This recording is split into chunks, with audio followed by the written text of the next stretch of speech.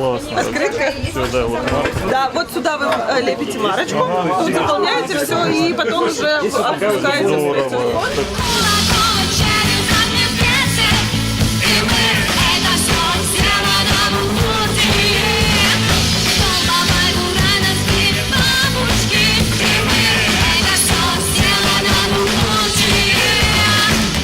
Чувствуешь сердце биение, слышишь ли голоса земли?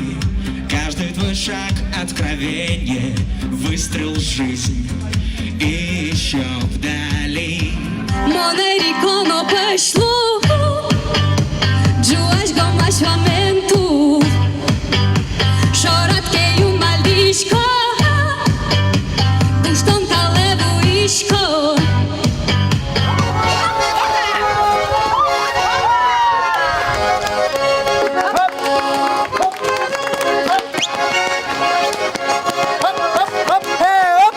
У нас здесь с вами уникальная возможность загадать свое самое заветное желание. Тем более волшебный мой посох с собой. Загадаем! Вот если только Сергей. Ждал, что у нас в Удмуртии, в Ижевске, там с ума сходит по шахтам. Ну, нормально. Спасибо. Да, спасибо. Играйте. Получайте удовольствие.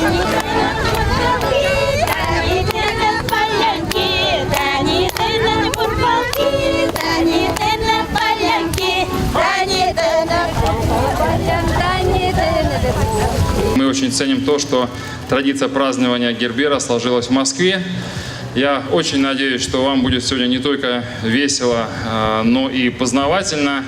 Нам очень важно познакомить вас и с нашей продукцией, которая производится в Удмуртии.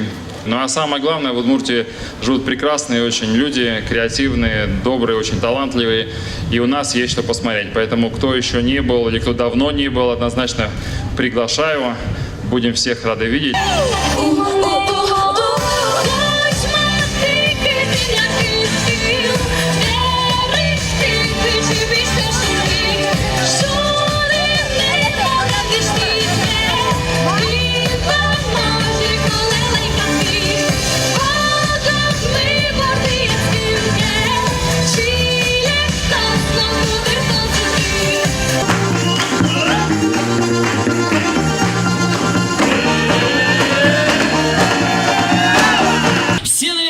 Что такое удмуртский табертон, а если не знают, здесь есть люди, которые знают и умеют удмуртский табертон.